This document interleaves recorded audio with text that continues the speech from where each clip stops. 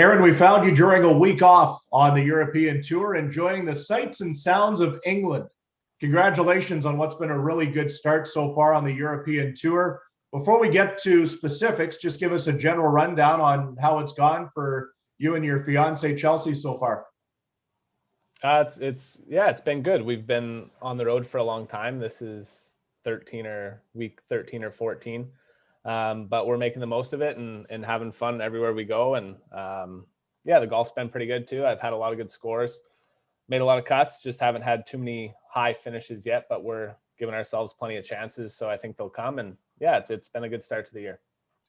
You've got some knowledge of the European tour under your belt going into this year. How much has that helped both mentally and physically?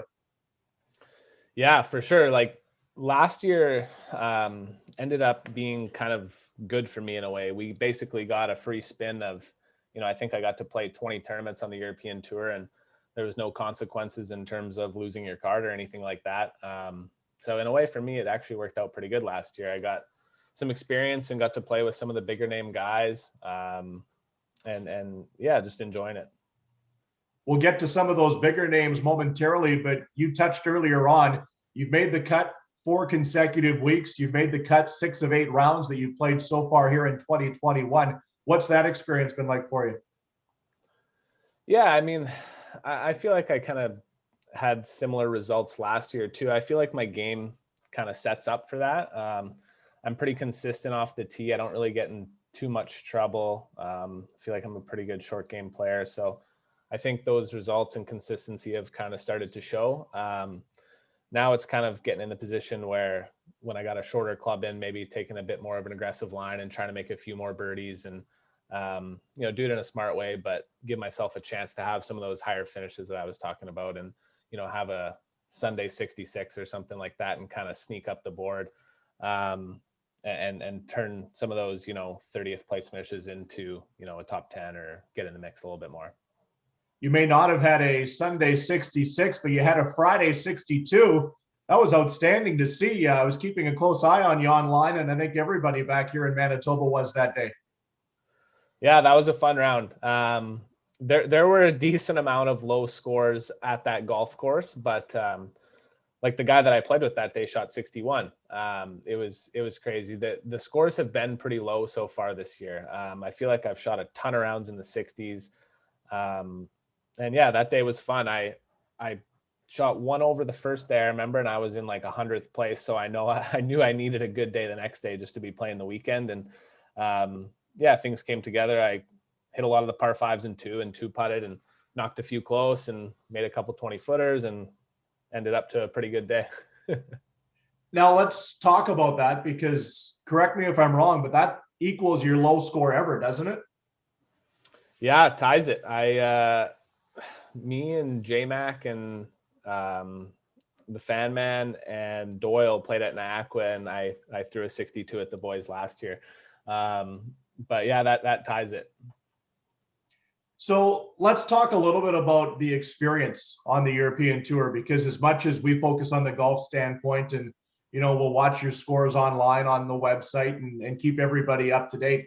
It's been a great experience, I'm sure, away from the golf course too. Just kind of walk us through where you've been and what you've been able to take advantage of so far. Yeah, so this is my 3rd year over here. I played the Challenge Tour and then the European Tour last year as well as again this year. And so we have gotten to go to probably like 30 plus countries. Being from Stony Mountain, Manitoba, I wouldn't have envisioned that we'd be going to these places, but it's been fun and I am very appreciative of it. And I try and take advantage of it and make the most of it in every place we go. And try and see something or do something and experience the culture or the food or whatever it is. It's a little bit tougher this year because they're pretty strict on their bubbles. So we haven't been able to do it as much, but the last couple of years I was trying to make the most of it and hopefully we can start doing that stuff again soon. Aaron, walk us through what a day is like for you as you're gearing up for a European tour event. Can you kind of take us behind the curtain a little bit, so to speak? Yeah. I guess once say if a tournament is finished, I'll probably take a look at the stats and recap what was good, what wasn't good. And then that Monday to Wednesday will be kind of focused on what I need to work on.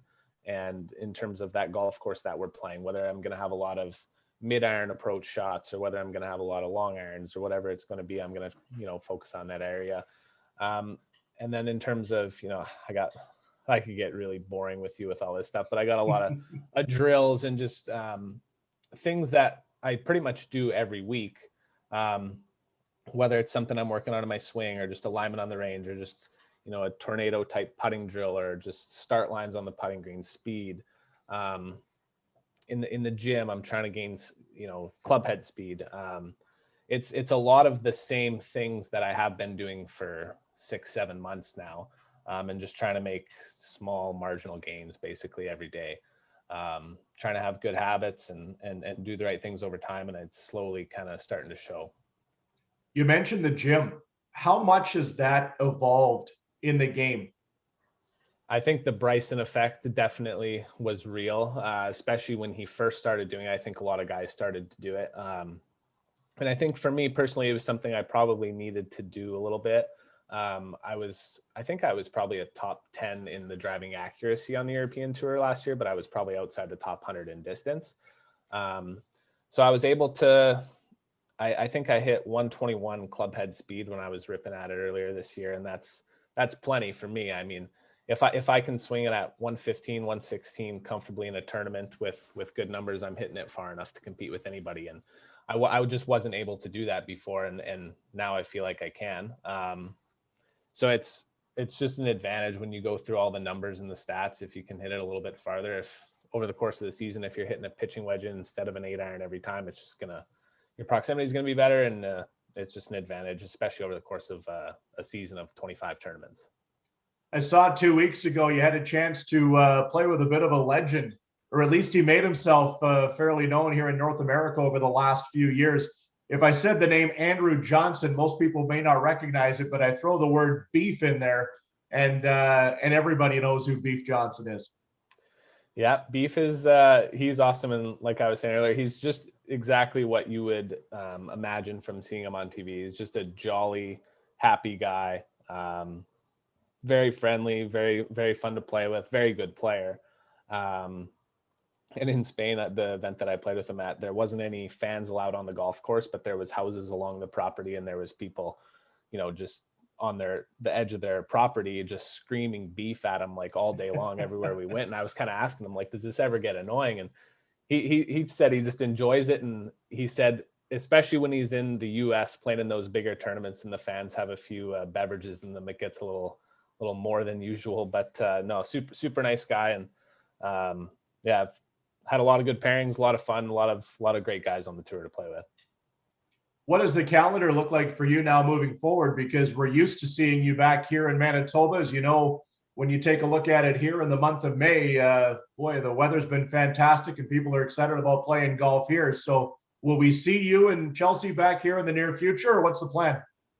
Like I was saying earlier, I think she's getting sick of me, so she's heading home in 2 weeks. But I think I might stay a little bit longer, and I think I might be back mid-July. The tour has done a really good job with the schedule this year in terms of not having too many off weeks. So they'll try and cluster a few events in a row in a similar area. So upcoming, we're going to Denmark, Germany, and Sweden, which is all fairly close to one another. And then there's an off week after that, and then we have a few more. But with the hotel quarantine that we have at home right now, 1 week off is actually not good for me. So I would rather have a big chunk, because I basically would have to skip 2 or 3 tournaments to come home to make it worthwhile. So I'm just going to stay out here and play as long as I can. And maybe they'll lift that hotel quarantine at home. I don't know. But yeah, just keep playing as many as I can and trying to stay fresh. Final thoughts, Aaron. Your caddy is your fiance, is soon to be your wife. Do you listen well enough to your caddy? Yeah, for sure. Otherwise, she'd put me in my place. Thankfully, I don't really get too upset on the golf course. I think it might be a bit more difficult if I did. I threw a club last week and she wasn't too happy with me, but she's not afraid to put me back in my place, and I think that's a good thing. Appreciate the visit. Best of luck, continued success. We'll catch up soon again. Sounds good. Thanks, Munzie.